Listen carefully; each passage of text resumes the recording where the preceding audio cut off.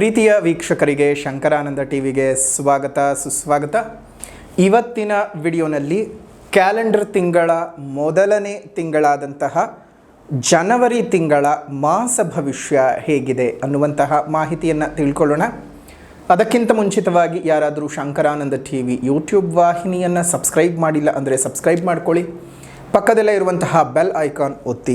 Instagram page, Facebook ಪೇಜನ್ನು follow ಮಾಡ್ತಾ ಇಲ್ಲ ಅಂದರೆ ಫಾಲೋ ಮಾಡಿ. ಅದರಿಂದ ನೆಕ್ಸ್ಟ್ ಅಪ್ಲೋಡ್ ಆಗುವಂತಹ ವಿಡಿಯೋಗಳು ನಿಮಗೆ ನೋಟಿಫಿಕೇಷನ್ನ ಮುಖಾಂತರ ಬಂದು ತಲುಪತ್ತೆ. ಹೊಸ ಮಾಹಿತಿಗಳನ್ನು ತಿಳ್ಕೊಳ್ಳೋದಕ್ಕೆ ಸಾಧ್ಯವಾಗತ್ತೆ ಅಂತ ತಿಳಿಸ್ತಾ, ಈ ವಿಶೇಷವಾದ ಜನವರಿ ತಿಂಗಳ ಮಾಸ ಭವಿಷ್ಯ ಹೇಗಿದೆ ಅಂತ ನೋಡೋಕ್ಕೂ ಮುಂಚಿತವಾಗಿ ಈ ತಿಂಗಳು ಯಾವ್ಯಾವ ಗ್ರಹಗಳು ಬದಲಾವಣೆ ಆಗುತ್ತೆ ಮತ್ತು ಯಾವ್ಯಾವ ಗ್ರಹಗಳ ಸ್ಥಿತಿಗತಿಗಳು ಹೇಗಿದ್ದಾವೆ ಅನ್ನುವಂತಹ ಮಾಹಿತಿಯನ್ನು ನೋಡೋಣ. ಮೊದಲನೇದಾಗಿ 12ನೇ ತಾರೀಕು 1ನೇ ತಿಂಗಳು 2026 ಮಕರ ರಾಶಿಗೆ ಶುಕ್ರ ಪ್ರವೇಶ ಮಾಡ್ತಾ ಇದ್ದಾನೆ.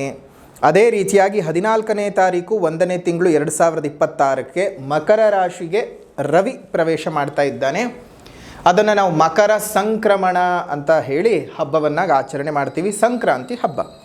ಇನ್ನು 15ನೇ ತಾರೀಕು 1ನೇ ತಿಂಗಳು 2026ಕ್ಕೆ ಮಕರ ರಾಶಿಗೆ ಕುಜ ಪ್ರವೇಶ ಮಾಡ್ತಾ ಇದ್ದಾನೆ ಮತ್ತು 17ನೇ ತಾರೀಕು 1ನೇ ತಿಂಗಳು 2026ಕ್ಕೆ ಬುಧ ಮಕರ ರಾಶಿಗೆ ಪ್ರವೇಶ ಮಾಡ್ತಾ ಇದ್ದಾನೆ. ಅಂದರೆ ಒಟ್ಟಾರೆ ಈ ಒಂದು ವಿಶೇಷವಾಗಿ ಮಕರ ರಾಶಿಯಲ್ಲಿ ಚತುರ್ಗ್ರಹ ಯೋಗ ಉಂಟಾಗಿದೆ. ಈ ತಿಂಗಳು ಈ ಚತುರ್ಗ್ರಹ ಯೋಗ ಉಂಟಾಗಿರೋದ್ರಿಂದಾಗಿ ನಿಮಗೆ ಹಲವಾರು ರೀತಿಯ ಲಾಭ ಮತ್ತು ನಷ್ಟಗಳು ಇರ್ತವೆ. ಏನು ಎತ್ತ ಯಾವ್ಯಾವ ವಿಚಾರಗಳಲ್ಲಿ ಎಚ್ಚರಿಕೆ ವಹಿಸಬೇಕು, ಯಾವ್ಯಾವ ವಿಚಾರಗಳಲ್ಲಿ ನಾವು ಜಾಗೃತೆಯಾಗಿರಬೇಕು, ಯಾವ ವಿಚಾರಗಳು ನಮಗೆ ಅನುಕೂಲಕರವಾಗಿ ಇರುತ್ತವೆ ಅನ್ನುವಂತಹ ಸಂಪೂರ್ಣವಾದ ಮಾಹಿತಿಯನ್ನು ತಿಳ್ಕೊಳ್ಳೋಣ. ಈ ವರ್ಷದ ಮಕರ ಸಂಕ್ರಮಣದ ಮಕರ ಸಂಕ್ರಾಂತಿ ಹಬ್ಬದ ಶುಭಾಶಯಗಳು. ನಮ್ಮ ರೈತಾಪಿ ವರ್ಗದವರಿಗೆಲ್ಲರಿಗೂ ಸಹ ಅವರು ಬೆಳೆದಂತಹ ಬೆಳೆಯು ಕೈ ಸೇರ್ತಕ್ಕಂತಹ ಶುಭ ದಿವಸ. ಅವರು ಬೆಳೆದಂತಹ ಬೆಳೆಗಳಿಗೆ ಸಂಪೂರ್ಣವಾದಂತಹ ಬೆಲೆಯು ಸಿಕ್ಕು ಅವ್ರ ಹೊಟ್ಟೆನೂ ತಣ್ಣಗಿರಬೇಕು.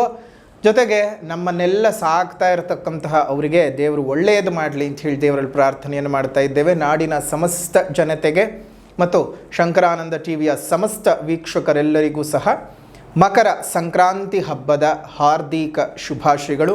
ಸುಗ್ಗಿ ನಿಮ್ಮೆಲ್ಲರ ಬದುಕಿನಲ್ಲಿ ಹುಗ್ಗಿಯ ರೀತಿಯಾಗಿ ಸಿಹಿಯಾಗಿರಲಿ ಅಂತ ಹೇಳಿ ಪ್ರಾರ್ಥನೆಯನ್ನು ದೇವರಲ್ಲಿ ಮಾಡ್ತಾ ತಮ್ಮೆಲ್ಲರಿಗೂ ಶುಭ ಆಶೀರ್ವಾದವನ್ನು ತಿಳಿಸ್ತಾ ಇದ್ದೇವೆ. ಒಳ್ಳೆಯದಾಗಲಿ, ಶುಭವಾಗಲಿ. ಇನ್ನು ಮೇಷರಾಶಿಯವರ 2026 ಜನವರಿ ತಿಂಗಳ ಮಾಸ ಭವಿಷ್ಯ ಹೇಗಿದೆ ಅಂತ ಈಗ ನೋಡೋಣ. ಕನ್ಯಾ ರಾಶಿಯಲ್ಲಿ ಹುಟ್ಟಿರುವಂಥವ್ರಿಗೆ 2026 ಜನವರಿ ತಿಂಗಳ ಮಾಸ ಭವಿಷ್ಯ ಹೇಗಿದೆ ಅಂತ ಗಮನಿಸೋದಾಯಿತು ಅಂತ ಹೇಳಿದ್ರೆ, ನೋಡಿ, ಕನ್ಯಾ ರಾಶಿನಲ್ಲಿ ಹುಟ್ಟಿರುವಂಥವ್ರಿಗೆ ನಿಮಗೆ ಶುಭ ಫಲಗಳ ಮೇಲೆ ಶುಭ ಫಲಗಳು ಒಲಿದು ಬರ್ತಕ್ಕಂತಹದ್ದು. ನಿಮ್ಮ ಅನೇಕ ಕಷ್ಟ ಸಹಿತವಾದಂತಹ ದಿನಗಳು ಜನವರಿ ತಿಂಗಳಲ್ಲಿ ಕಡಿಮೆಯೇ ಆಗುತ್ತೆ. ಸುಖ ಹೆಚ್ಚಿಗೆ ಆಗುವಂಥದ್ದು, ಐಶ್ವರ್ಯ ಹೆಚ್ಚಿಗೆ ಆಗುತ್ತೆ, ಹಣಕಾಸು ಆರ್ಥಿಕ ಪರಿಸ್ಥಿತಿ ಹೆಚ್ಚಿಗೆ ಆಗುತ್ತೆ, ಸಾಲಗಳಿಂದ ಸ್ವಲ್ಪ ಮಟ್ಟಕ್ಕೆ ಮುಕ್ತರಾಗ್ತೀರಿ. ಮನಸ್ಸಿನಲ್ಲಿ ಶಾಂತಿ ಅನ್ನೋದು ನೆಲೆಸತ್ತೆ.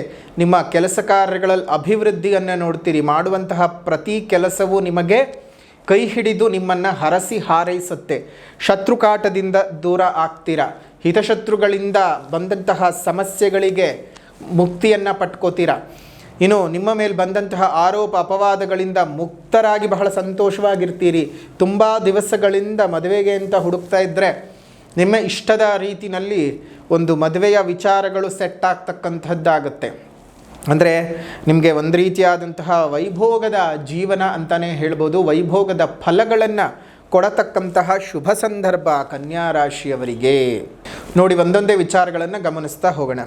ಕೆಲಸ, ಉದ್ಯೋಗಿಗಳಿಗೆ ಉದ್ಯೋಗದಲ್ಲಿ ಇದ್ದಂತಹ ಅನೇಕ ಪ್ರಭಾವಗಳು ಕಡಿಮೆಯಾಗುತ್ತವೆ. ಅಂದರೆ ನೆಗೆಟಿವ್ ಪ್ರಭಾವಗಳು.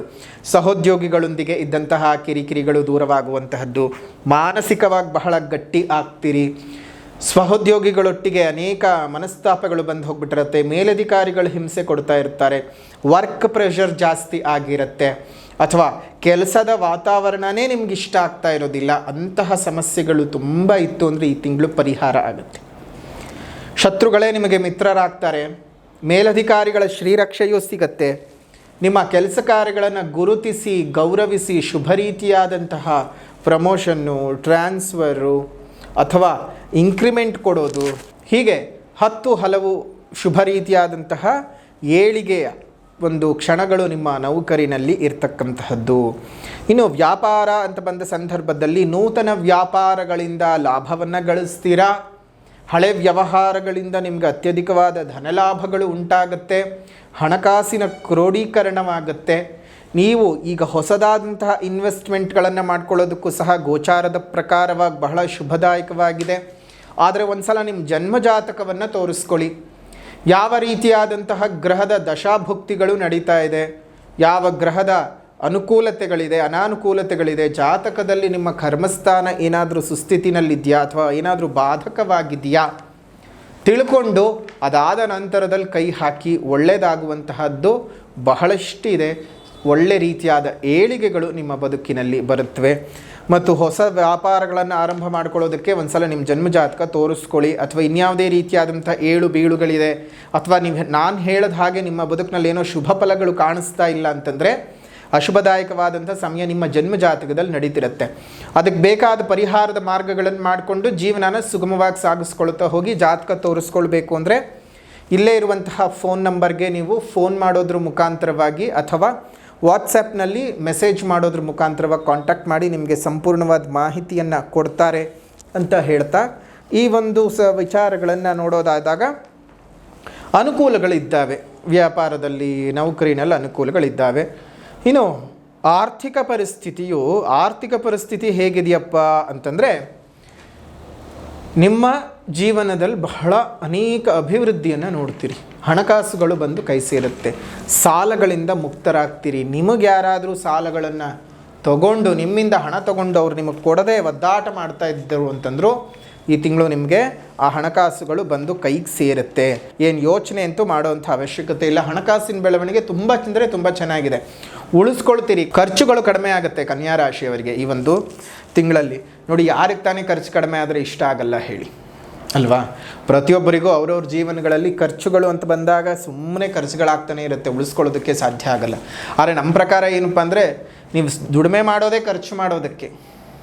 ಕೊಟ್ಟಿದ್ದು ತನಗೆ ಬಚ್ಚಿಟ್ಟಿದ್ದು ಪರರಿಗೆ ಅಂತ ಹೇಳ್ತಾರಲ್ಲ, ಹಾಗೆ ನೀವು ಎಷ್ಟು ಬಚ್ಚಿಟ್ಕೋತೀರೋ ಅದೆಲ್ಲ ಬೇರೆಯವ್ರಿಗೆ ಸ್ವಂತ ಆಗ್ತಾನೆ ಹೋಗುತ್ತೆ ಹೊರತು ನಿಮಗೇನೂ ಆಗೋದಿಲ್ಲ.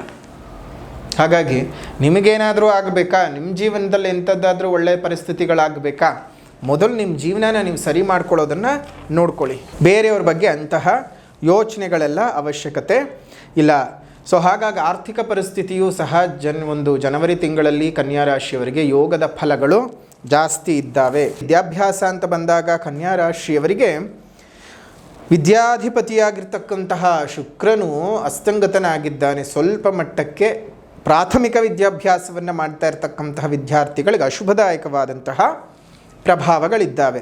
ಸ್ವಲ್ಪ ಯೋಚನೆ ಮಾಡಲೇಬೇಕು. ಈ ಯೂನಿಟ್ ಟೆಸ್ಟ್ಗಳು ನಡೀತಾ ಇದ್ದರೆ, ಕ್ಲಾಸ್ ಟೆಸ್ಟು ಅಥವಾ ಪ್ರಿಪರೇಟ್ರಿಗಳೇನಾದರೂ ನಡೀತಾ ಇತ್ತು, ಆ ಎಕ್ಸಾಮ್ಗಳೆಲ್ಲ ಏನಾದರೂ ಈಗಾಗಲೇ ಡಿಸೆಂಬರ್ನಲ್ಲೇ ಮುಗ್ದೋಗಿರುತ್ತೆ ಪ್ರಿಪರೇಟ್ರಿಗಳೆಲ್ಲ, ಇನ್ನೇನಾದರೂ ಕ್ಲಾಸ್ ಟೆಸ್ಟ್ಗಳು ಆ ಥರದ್ದೇನಾದರೂ ಇತ್ತು ಅಂದರೆ ಅದರಲ್ಲಿ ಅಂತಹ ಫಲಿತಾಂಶಗಳನ್ನು ಪಡ್ಕೊಳ್ಳೋದಕ್ಕೆ ವಿದ್ಯಾರ್ಥಿಗಳಿಗೆ ಕಷ್ಟ ಆಗಬಹುದು.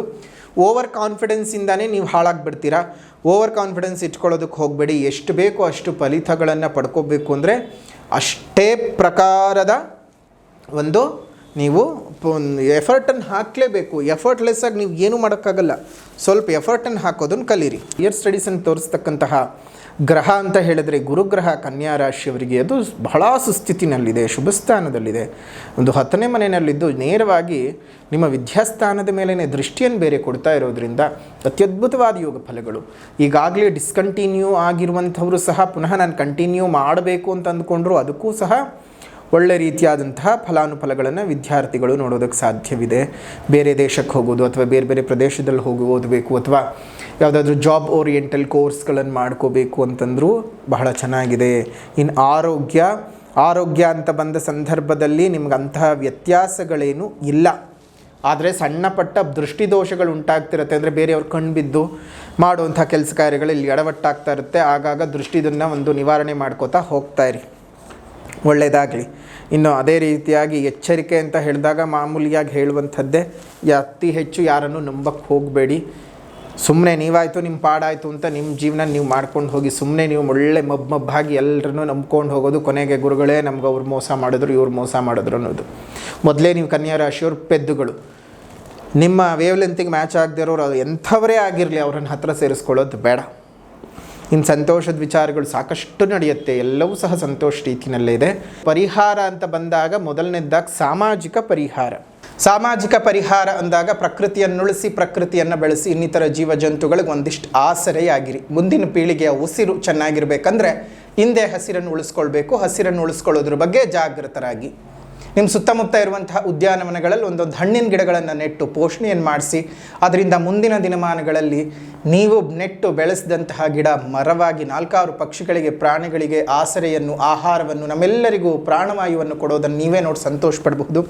ಪ್ರಕೃತಿಯನ್ನು ಉಳಿಸಿದ್ದಕ್ಕೆ, ಪಕ್ಷಿಗಳನ್ನು ಉಳಿಸಿದ್ದಕ್ಕೆ, ಪಶುಗಳನ್ನು ಕಾಪಾಡಿದ್ದಕ್ಕೆ ಪಶುಪತಿನಾಥನೇ ನಿಮ್ಮನ್ನು ಹರಸಿ ಹಾರೈಸ್ತಾನೆ. ಶುಭವಾಗಲಿ, ಮಂಗಳವಾಗಲಿ. ಸಾಮಾಜಿಕ ಪರಿಹಾರದ ನಂತರದಲ್ಲಿ ಆಧ್ಯಾತ್ಮಿಕ ಪರಿಹಾರ. ಆಧ್ಯಾತ್ಮಿಕ ಪರಿಹಾರ ಅಂತ ಬಂದಾಗ ನೃಸಿಂಹಾಷ್ಟಕ ಸ್ತೋತ್ರವನ್ನು ಪ್ರತಿನಿತ್ಯ ಪಠಣ ಮಾಡ್ತಾ ಬನ್ನಿ. ಶುಭವಾಗಲಿ, ಮಂಗಳವಾಗಲಿ, ಕನ್ಯಾ ರಾಶಿಯವರ ಬದುಕು ಬಂಗಾರವಾಗಲಿ ಅಂತ ಹೇಳ್ತಾ ಕನ್ಯಾ ರಾಶಿಯವರು 2026 ಜನವರಿ ತಿಂಗಳ ಮಾಸ ಭವಿಷ್ಯ ಹೇಗಿದೆ ಅಂತ ತಿಳ್ಕೊಂಡಿದ್ದಾಯಿತು. ವಿಡಿಯೋ ಇಷ್ಟ ಆಗಿದ್ದರೆ ಲೈಕ್ ಮಾಡಿ, ಶೇರ್ ಮಾಡಿ, ಕಮೆಂಟ್ ಮಾಡಿ. ಮತ್ತೊಂದು ವಿಡಿಯೋನಲ್ಲಿ ಭೇಟಿ ಮಾಡೋಣ. ಅಲ್ಲಿವರೆಗೂ ನಮಸ್ಕಾರ. ಲೋಕಾ ಸಮಸ್ತ ಸುಖಿನೋ ಭವಂತು, ಸಕಲ ಸನ್ಮಂಗಳಾನಿ ಭವಂತು, ಸರ್ವೇ ಜನಾಃ ಸುಖಿನೋ ಭವಂತು, ಸಮಸ್ತ ಸನ್ಮಂಗಳಾನಿ ಭವಂತು.